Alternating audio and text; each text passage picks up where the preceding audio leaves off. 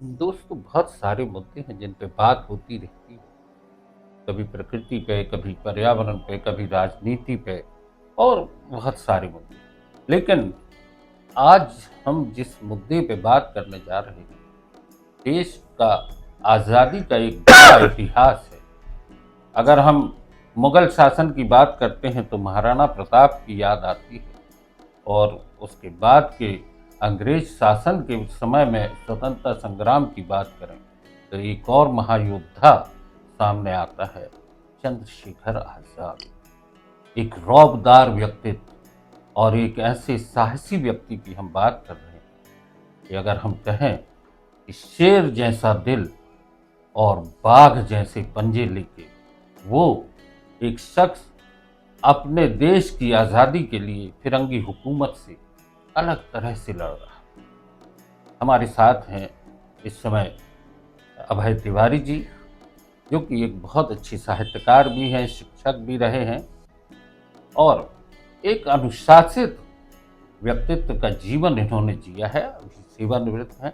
अभय तिवारी जी, हम आपका स्वागत करते हैं। और सबसे बड़ी चीज़ है कि चंद्रशेखर आज़ाद एक ऐसे व्यक्तित्व की हम बात करने जा रहे हैं जिनकी उम्र लगभग 24 वर्ष की उम्र में वो शहीद हो गए।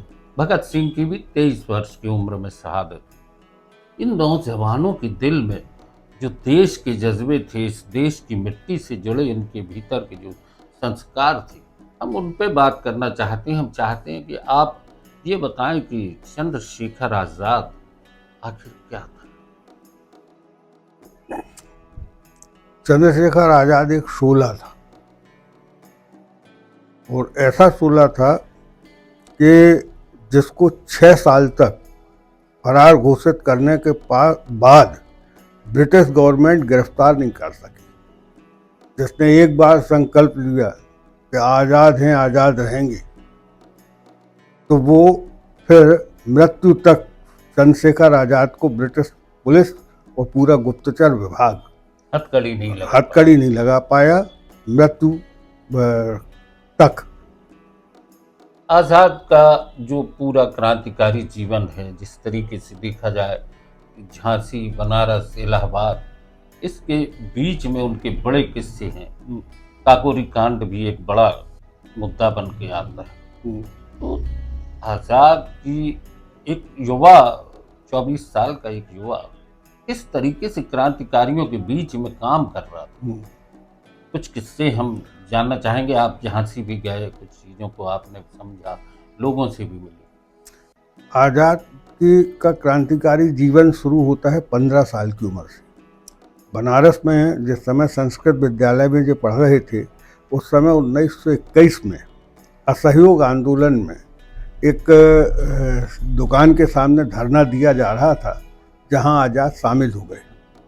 और विद्यार्थियों का धरना था, तो उसमें ये गिरफ्तार हो गए। अब गिरफ्तार हुए तो इनके साथ जो विद्यार्थी गिरफ्तार हुए कॉलेज के थे, बड़े थे, तो उनको तो कारावास की सजाएं हुई, परंतु आज़ाद की उम्र कम होने के कारण इनको 15 बेतों की सजा हुई। और उस समय बेतों की सजा बड़ी सख्त सजा होती थी। 15 बेत मारे जाएं। 15 बेत मारे जाएं। तो वो ऐसा ही नहीं थे कि हाथ खोला और मास्टर साहब ने 15 बेत मार दिए। वो 15 बेत बड़े भयानक हुआ करते थे। हर बेत पर चमड़ी छिलना उसकी एक शर्त थी। तो ऐसे 15 बेत नंगा करके मारे जाते थे वो, और उसके बड़े नियम थे। जो मारता था उसको, जिस दिन वो सजा देता था, उस दिन उसको अतिरिक्त पारिश्रमिक मिलता था, और जेल अधिकारियों की उपस्थिति में ये सजा दी जाती थी। 90 बेत, जो एक जिंदगी में 90 बेत से अधिक किसी को सजा नहीं हो सकती थी।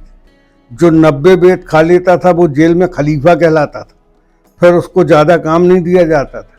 वो 2-4 कैदियों को अपना शागिर्द बना लेता था। वो शागिर्द उसकी सेवा करते थे। तो बड़े, यानी वो सज़ा जो थी, उस सज़ा के नियम वगैरह बड़े इस तरह के थे कि अगर वो पूरे नियम आप पढ़ोगे तो रोंगटे खड़े हो जाएंगे। तो 15 साल या 16 वर्ष, 15 साल की उम्र में चंद्रशेखर ने वो बेत खाए, और हर बेत के साथ वो महात्मा गांधी की जय और वंदे मातरम के नारे लगाता रहा। और उसके बाद शाम को जब वो आया है तो ज्ञान वापी में उसका सम्मान हुआ है।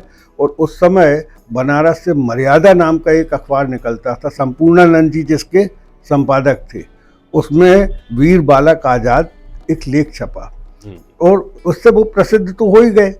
उसके बाद मनमथ नाथ गुप्त और प्रणवेश चटर्जी, इनके माध्यम से चंद्रशेखर आजाद का हिंदुस्तान रिपब्लिकन एसोसिएशन HRA में सदस्य के रूप में प्रवेश हुआ, जहाँ पे फिर वो राम प्रसाद बिस्मिल, अशफाक उल्लाह खां, राजेंद्र लाहिड़ी, इन सब के साथ काम किया है। और इन सब के साथ वो एक सदस्य के रूप में बड़े सक्रिय रूप से काम करते रहे और लगभग पूरे उत्तर भारत में हिंदुस्तान रिपब्लिकन एसोसिएशन फैल गया।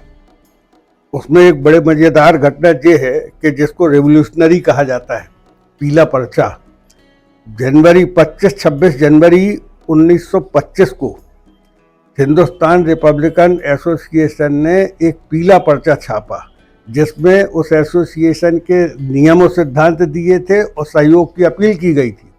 और वो पर्चा रंगून से पेशावर तक, अब आप डिस्टेंस नाप लीजिए, रंगून बर्मा में और पेशावर पाकिस्तान में, यानी बर्मा से पाकिस्तान तक एक दिन में सभी प्रमुख स्थानों पे, अस्पतालों में, गुरुद्वारों में, सरकारी कार्यालयों में, मंदिरों में, सब जगह एक दिन में वो पर्चा चिपका मिला था गवर्नमेंट को। और गवर्नमेंट चौंक गई थी कि एक संघ इतने बड़े क्षेत्र में काम कर रहा है और हमको खबर नहीं है।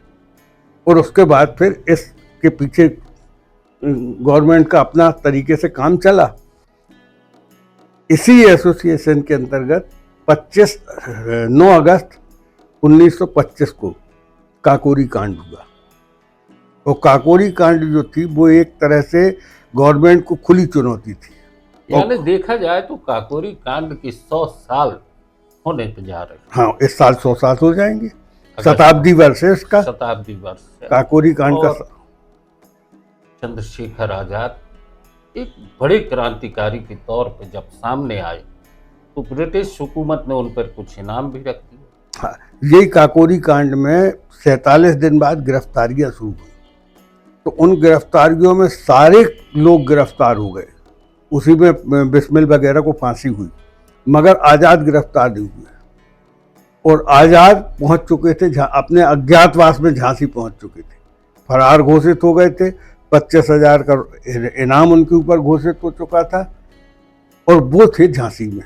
और वहाँ झांसी में लगभग 3 साल आज़ाद रहे। और उन 3 साल, अब काकोरी कांड के बाद हुआ क्या था कि हिंदुस्तान रिपब्लिकन एसोसिएशन लगभग छिन्न भिन्न हो गया। तो वहाँ झांसी में अज्ञातवास में भी आज़ाद ने इस छिन्न भिन्न हुए पूरे उत्तर भारत के रिपब्लिकन एसोसिएशन को फिर से संगठित किया।